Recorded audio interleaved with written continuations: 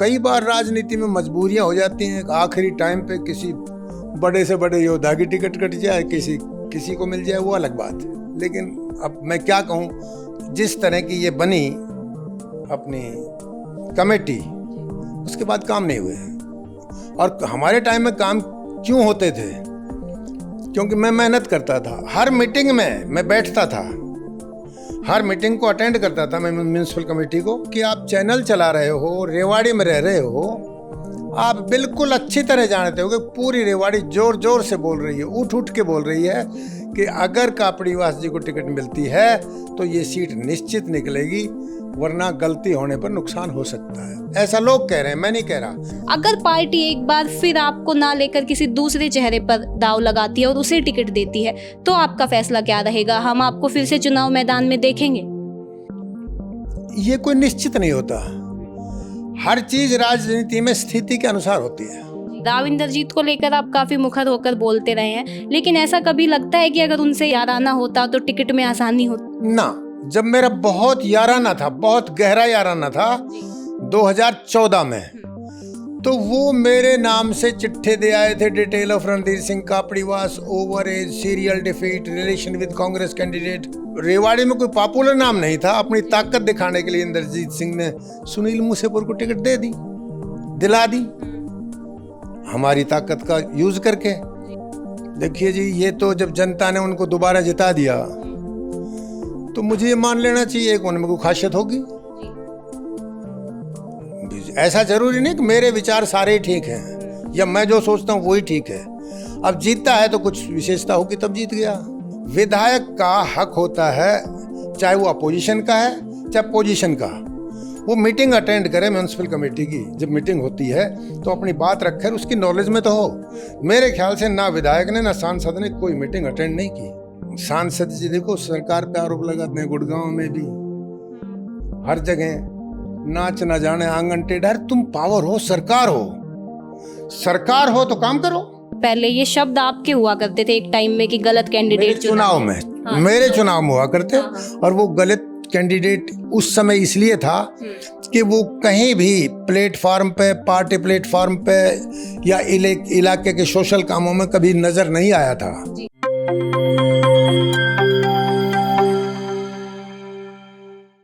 नमस्कार, मैं हूं कोमल राव। एनजेपी के मंच पर आज हमारे साथ मौजूद हैं भाजपा के वरिष्ठ नेता, रेवाड़ी से पूर्व विधायक रह चुके रणधीर कापड़ीवास। सर, सबसे पहले आपका स्वागत है। धन्यवाद। एनजीपी और महेश वैद्य जी, आपके साथ सबका धन्यवाद। रेवाड़ी में रणधीर जी का नाम राजनीति में काफी चर्चित रहता है। भाजपा के वरिष्ठ नेता हैं। 2014 में भाजपा के टिकट से चुनाव लड़ते हैं, विधायक बनते हैं। 2019 पे जब टिकट पर कैची चल जाती है तो निर्दलीय चुनावी मैदान में उतरते हैं, बागी बन जाते हैं। और अब 2024 में एक बार फिर चुनाव में इनका नाम आ रहा है, टिकट को लेकर इनका नाम चल रहा है, आउट ऑफ रेस नहीं हुआ है। उन्हीं सब मुद्दों पर बात करते हैं, इसी से शुरुआत करते हैं। कितनी उम्मीद लेकर चल रहे हैं आप टिकट की, और तैयारी कैसी चल रही है? देखिए, मुझे खुद ज्यादा कहने की आवश्यकता नहीं है जी। पूरी रेवाड़ी जोर जोर से बोल रही है कि कैंडिडेट कौन होना चाहिए। और पार्टी भी बड़े ठीक मन से अच्छी तरह चिंतन में लगी है। और इस बार समय है कि हम जिताऊ उम्मीदवार को ही टिकट दें। जी। तो मुझे पूरी उम्मीद है कि टिकट जिताऊ कैंडिडेट के नाते मुझे ही मिलेगी। और कई बार राजनीति में मजबूरियां हो जाती हैं। आखिरी टाइम पे किसी बड़े से बड़े योद्धा की टिकट कट जाए, किसी को मिल जाए, वो अलग बात है। आपने कहा मेरे को टिकट मिले, जिताऊ चेहरे को टिकट मिलेगी और मुझे ही मिलेगी। आपको टिकट क्यों दी जाए? आप अपने आप को जिताऊ चेहरा कह रहे हो, उसका आधार क्या है? खुद को आप 70 साल का युवा कहते हैं, तो इस 70 साल के युवा में क्या खूबी है कि टिकट उन्हें दी जाए? ये जनता की पसंद होती है। मैं या मुझे ही टिकट मिले ये ज्यादा मायना नहीं रखता। पर जनता की इच्छा के अनुरूप टिकट मिले, वो क्योंकि आप चैनल चला रहे हो, रेवाड़ी में रह रहे हो, आप बिल्कुल अच्छी तरह जानते हो कि पूरी रेवाड़ी जोर जोर से बोल रही है, उठ उठ के बोल रही है कि अगर कापड़ीवास जी को टिकट मिलती है तो ये सीट निश्चित निकलेगी, वरना गलती होने पर नुकसान हो सकता है। ऐसा लोग कह रहे हैं, मैं नहीं कह रहा। मेरे पास फोन आ रहे हैं। अभी टिकटों का ही दौर चल रहा है, टिकट वितरण की हर जगह बातें हो रही हैं, तो रेवाड़ी को लेकर भी चर्चा आ रही है कि रेवाड़ी में 3-4 नाम सामने आए हैं, जिसमें आपका नाम भी शामिल है। एक नया नाम शामिल हुआ है सुनील मूसेपुर की वाइफ मंजू यादव का। जी जी। अगर पार्टी एक बार फिर आपको ना लेकर किसी दूसरे चेहरे पर दाव लगाती है और उसे टिकट देती है, तो आपका फैसला क्या रहेगा? हम आपको फिर से चुनाव मैदान में देखेंगे? ये कोई निश्चित नहीं होता। हर चीज राजनीति में स्थिति के अनुसार होती है। जी। पार्टी में अभी तक मुझे ये विश्वास है, पार्टी बिल्कुल बीजेपी के कार्यकर्ता को टिकट देगी जी। और जिताऊ चेहरा देखेगी। तो अगर मुझे टिकट नहीं भी मिलती है जी। और किसी बीजेपी के कार्यकर्ता को टिकट मिलती है, तो परिस्थिति अलग होगी। और कोई भी आदमी जिसका बीजेपी से सरोकार नहीं रहा, वो जब आता है तो परिस्थिति अलग रहेगी। जी। चर्चाएं ये भी चल रही है, लोगों के बीच जाते हैं तो ये सुनने में आता है, आम धारणा सी हो गई है ये, कि कापड़ीवास जी तो सतीश यादव जी की मदद करेंगे चुनाव में। क्या सच्चाई है?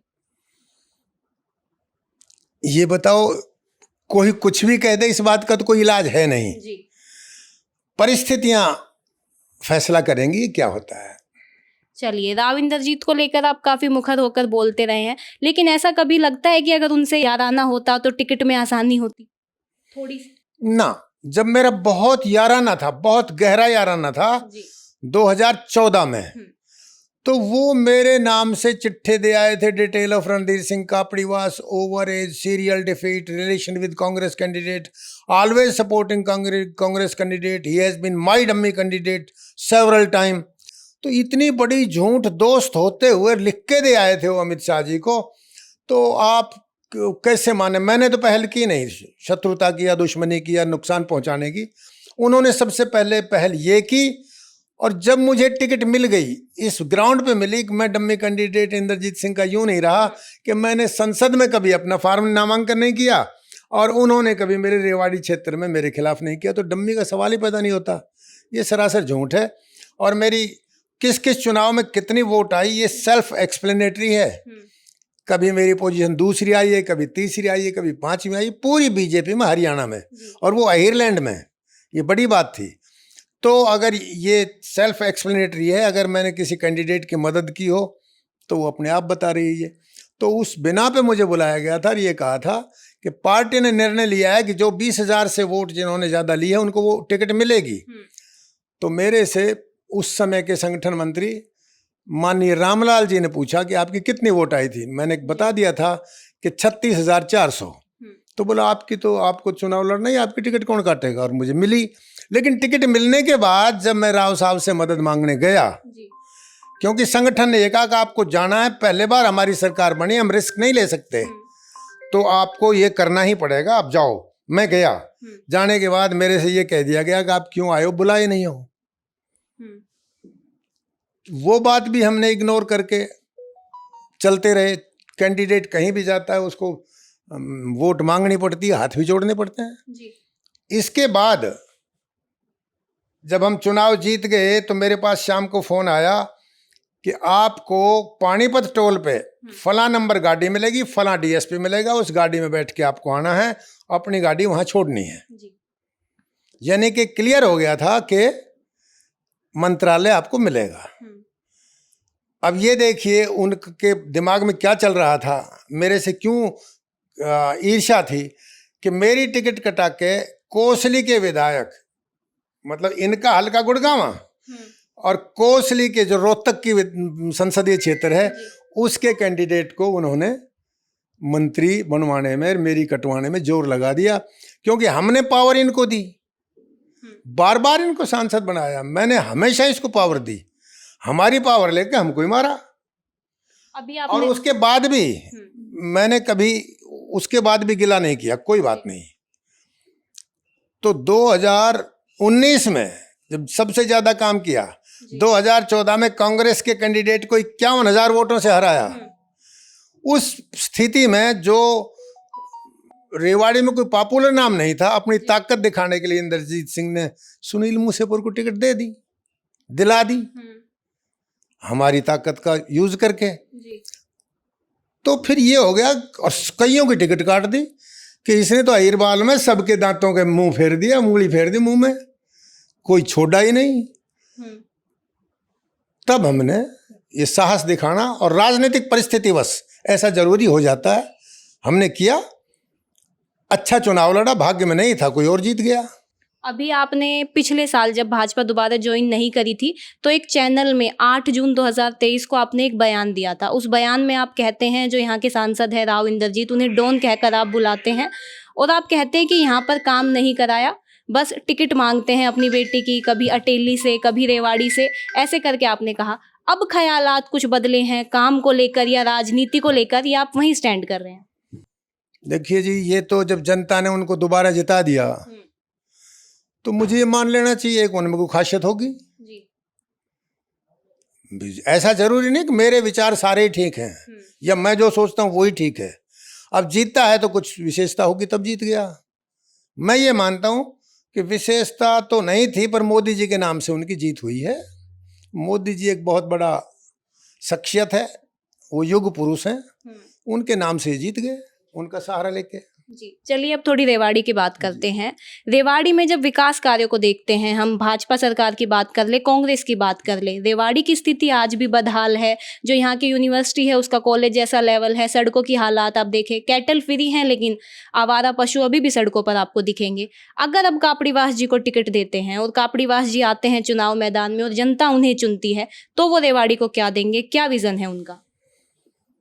ये तो मेरे पीछे का कार्यकाल ही बता देगा विजन क्या रहा है। हमारे कांग्रेस के कैंडिडेट अब प्रचार में लग गए हैं, जुट गए हैं, वो ये कह रहे हैं कि मैंने यूनिवर्सिटी बनवाई जी। रघु यादव जी के कार्यकाल में ये रीजनल सेंटर बना। कांग्रेस के कार्यकाल में इनने नामकरण कर दिया कि हम यूनिवर्सिटी घोषणा करते हैं जी। लेकिन वो रहा, प्रैक्टिकली रहा रीजनल सेंटर ही, क्योंकि ना कोई कॉलेज एफिलिएट हुआ, ना कोई फैकल्टी आई जी। तो फिर कैसा यूनिवर्सिटी बनी? जब हम विधायक बने तो हमने इसको यूनिवर्सिटी का रूप दिया।